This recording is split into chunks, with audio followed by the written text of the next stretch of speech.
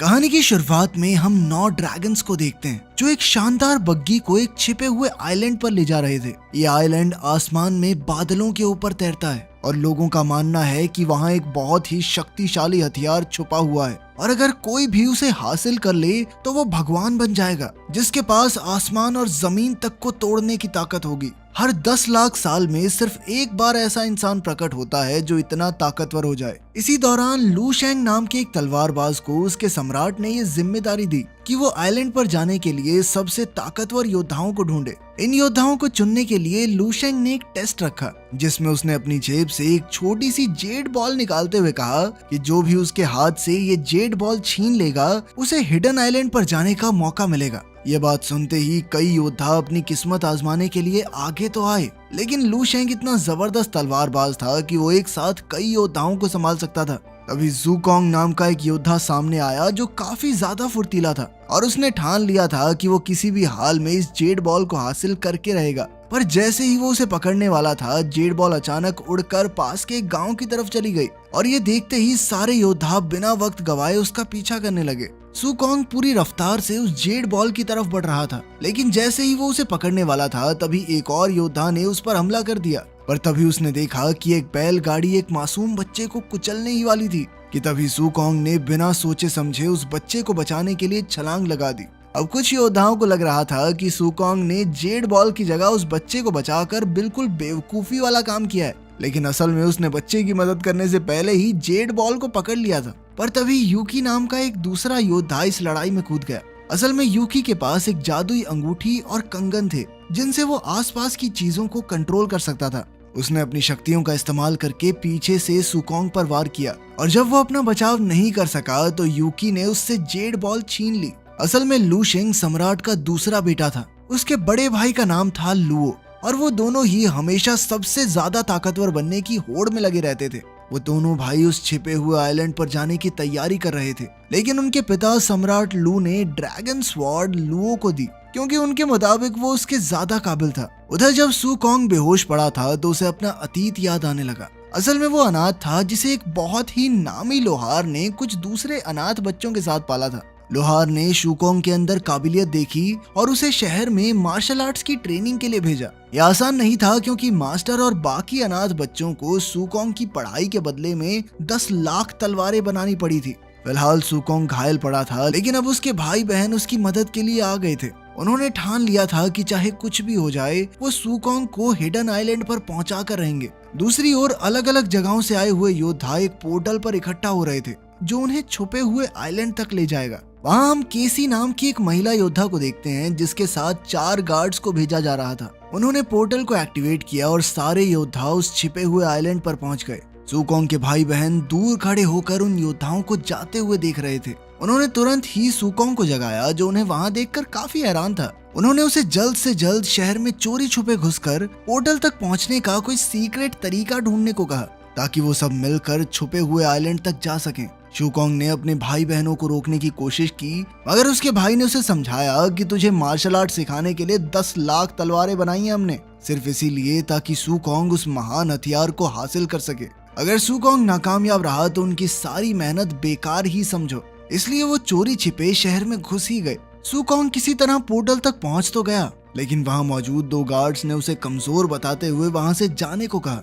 तभी उसके भाई बहन वहां पहुंच गए और उन गार्ड्स को हराने के बाद उन्होंने पोर्टल को एक्टिवेट किया और छुपे हुए आइलैंड की तरफ बढ़ गए। लेकिन जब वो वहां पहुंचे तो हर तरफ लाशें देखकर दंग रह गए। पता चला कि उनसे पहले आए योद्धा उस महान हथियार को पाने के लिए आपस में लड़ पड़े थे और लुओ ने उन सभी योद्धाओं को मार दिया था ताकि हथियार उसके पास आ जाए। लुओ ने ज़ुकोंग और बाकी लोगों को भागने को तो कहा, लेकिन उनके पीछे से अपनी ड्रैगन स्वॉर्ड से हमला कर दिया जिसमें ज़ुकोंग घायल हो गया। जब लुओ ने दूसरा हमला किया तो ज़ुकोंग का एक भाई आगे आ गया और ज़ुकोंग की जान बचाते हुए वो खुद मारा गया। इसी अफरा तफरी के बीच ज़ुकोंग की बहन ने उसे उनके गुरु का हरा चाकू पकड़ाते हुए वहां से भागने को कहा, लेकिन जैसे ही ज़ुकोंग जाने वाला था लुओ ने फिर अपनी तलवार से हमला कर दिया। मगर तभी अचानक उनकी मदद करने के लिए लू शेंग वहां आ गया और उसने ज़ुकोंग और बाकी लोगों को वहां से जाने को कहा। लू शेंग भी उस महान हथियार को पाना चाहता था और उसने पूरी ताकत लगाकर अपने भाई से लड़ना शुरू कर दिया।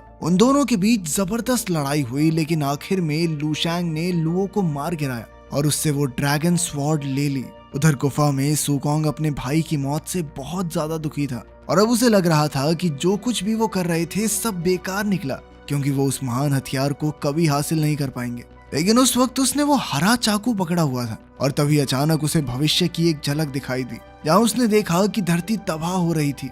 जिस पर उसकी बहन शोशो ने उसे समझाया कि उनके मास्टर का ये हरा चाकू बहुत खास है। उसे एक मीटियोर के पत्थर से बनाया गया था और वो सुकोंग को भविष्य दिखा सकती थी।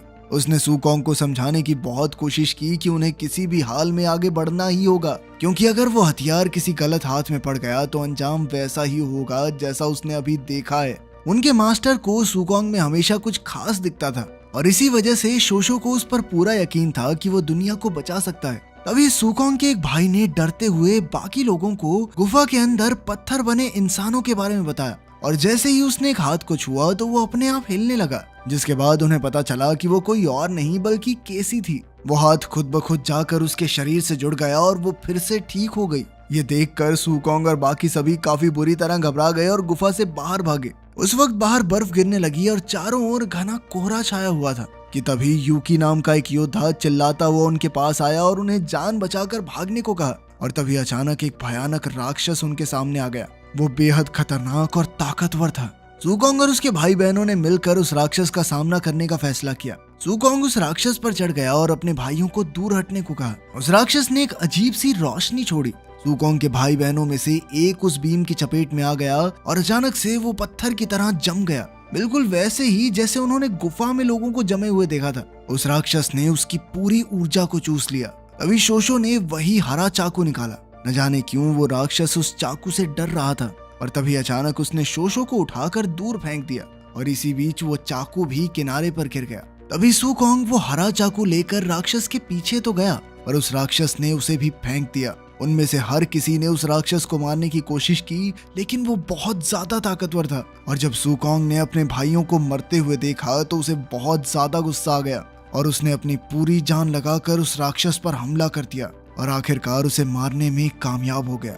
इसके बाद उस राक्षस की पूरी ताकत सुकोंग के शरीर में आ गई। अब सिर्फ सुकोंग, शोशो और उसके भाइयों में से सिर्फ एक ही बचा था।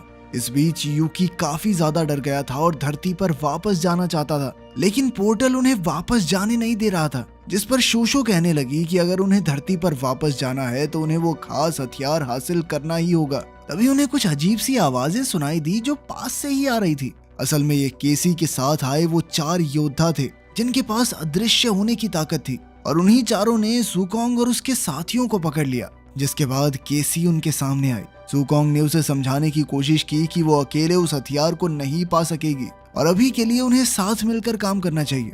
उसकी ये बात सुनकर केसी ने अपने गार्ड्स को सुकोंग और बाकी लोगों को मारने से रोक दिया। तभी अचानक पहले की तरह ही और अजीबोगरीब जानवर आ गए और सभी लोग अपनी जान बचाकर भागने लगे। भले ही उनके पास इनविजिबल होने की ताकत थी, लेकिन फिर भी उन जानवरों ने केसी के 2 गार्ड्स को मार गिराया। तभी केसी ने एक दरवाजा खोला, लेकिन उसके आगे कोई रास्ता नहीं था, सिर्फ एक गोल पत्थर का प्लेटफॉर्म था जो खाई के ऊपर लटका हुआ था। उसी समय उन जानवरों में से एक ने अपना सीना खोलकर उन पर हमला किया, लेकिन तभी केसी के गार्ड ने सबको बचाने के लिए एक शील्ड बनाई। लेकिन फिर भी इस हमले की ताकत से वो सभी उस गोल पत्थर पर जा गिरे। अचानक वो पत्थर टूटने लगा, लेकिन सुकोंग अपने भाई बहनों को खोने के लिए तैयार नहीं था, इसीलिए उसने शोशो का हाथ पकड़ा और बाकी सबको भी अपनी ताकत से लपेट लिया और फिर उन्हें टेलीपोर्ट करके एक सुरक्षित जगह पर पहुंचा दिया। सुकोंग की वजह से ही सबकी जान बची थी, इसीलिए केसी उसके साथ काम करने के लिए तैयार हो गई। लेकिन उसने साफ सीधे तौर पर कह दिया कि जैसे ही वो हथियार मुझे दिखा तो मैं उसे अपने लिए हासिल करने की कोशिश करूंगी। इसके बाद वो लोग एक कमरे में गए जहां उन्हें अजीब सी लाशें मिली जिन्होंने मास्क पहने हुए थे। केसी को लगा कि हो सकता है इनमें से एक मास्क ही वो खास हथियार हो, पर जैसे ही वो आगे बढ़ी तो कमरे का माहौल बदल गया। सुकोंग ने केसी को समझाने की कोशिश भी की कि ये कुछ ज्यादा ही आसान लग रहा है, इतनी आसानी से उस हथियार तक कैसे पहुंचा जा सकता है, उस हथियार तक पहुंचना इतना आसान नहीं होना चाहिए। तभी अचानक खुद केसी के गार्ड ने ही उस पर हमला कर दिया ताकि वो उस हथियार को अपने लिए पा सके। पर जैसे ही गार्ड ने उस मास्क को हाथ लगाया तभी उस कमरे का दरवाजा बंद हो गया और वहीं उस मास्क ने गार्ड को जलाना शुरू कर दिया और तब तक जलाता रहा जब तक सिर्फ राख नहीं रह गई। अचानक छत भी नीचे आने लगी, जिसे देखकर सब घबरा गए। पर तभी सुकोंग की नजर फर्श पर बने 5 अजीब से सर्कल्स पर पड़ी, जिन्हें देखते ही वो समझ गया कि अगर वो सभी एक एक गोले में जाकर खड़े हो जाएं तो दरवाजा खुल जाएगा, लेकिन अगर एक भी गोला खाली हुआ तो दरवाजा फिर से बंद हो जाएगा। फिर यूकी ने अपनी शक्तियों का इस्तेमाल करते हुए कमरे में मौजूद मूर्तियों को एक एक गोले में रख दिया, पर तभी उन्हें एहसास हुआ कि कमरे में सिर्फ 4 ही मूर्तियां थी और दरवाजा खोलने के लिए उन्हें 5 की जरूरत होगी। यूकी बाकी सब के लिए अपनी कुर्बानी तक देने को तैयार था, लेकिन सुकोंग ने ऐन वक्त पर अपनी ताकत से उसे बाहर खींचकर उसकी जान बचाई। सब शांत होने के बाद शोशो ने अपना हरा चाकू सुकोंग को दे दिया, क्योंकि उसे लगा कि सुकोंग ही उसका असली हकदार है। इसी बीच केसी ने अपनी शक्तियों की मदद से अपने घाव ठीक किए। इसके बाद वो सभी लोग एक बहुत बड़े बंद दरवाजे के सामने खड़े थे, जिस पर 3 चमकते हुए निशान थे। केसी ने बताया कि इस दरवाजे के पार ही उन्हें वो हथियार मिलेगा। अफवाह थी कि जो भी उस हथियार को हासिल कर ले बेहद ताकतवर बन जाएगा। उन्होंने दरवाजे को खोलने की जी तोड़ कोशिश की, मगर कोई फायदा नहीं हुआ। तभी लूशैंग भी वहां पहुंच गया, जिसने केसी के आखिरी बचे हुए गार्ड को भी मार दिया, जिसके बाद एक चमकता हुआ निशान बुझ गया। लूशैंग ने उन्हें बताया कि दरवाजा खोलने के लिए उन्हें 3 लोगों की बलि की जरूरत है, और इसी वजह से उसने उन्हें पहले भागने दिया था, क्योंकि लूशैंग उन्हें दरवाजा खोलने के लिए कुर्बानी के तौर पर इस्तेमाल करना चाहता था, और उसे अभी भी 2 और लोगों को मारने की जरूरत थी।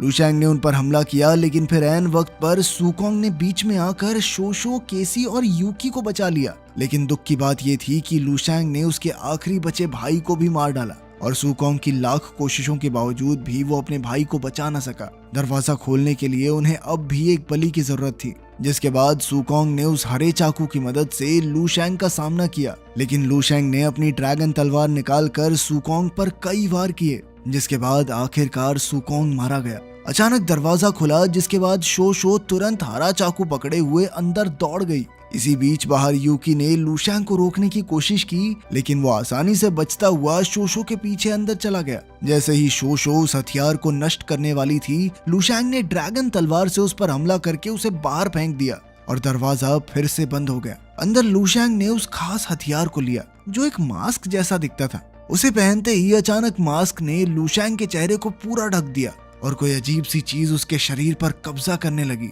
इसी दौरान बाहर कई राक्षस प्रकट हुए और दरवाजा फट गया। कमरे से जब लूशैंग बाहर निकला तो केसी उसे देखकर बेहद डर गई, क्योंकि उसे एहसास हो गया था कि वो लूशैंग नहीं बल्कि डीमन किंग है। असल में डीमन किंग ने उस महान हथियार के बारे में झूठी कहानी बनाकर योद्धाओं को वहां बुलाया था, और उसका प्लान था उनकी शक्तियों को इस्तेमाल करके खुद को फिर से जिंदा करना। और अब जब डीमन किंग वापस आ गया है तो उसे दुनिया तबाह करने से कोई नहीं रोक सकता।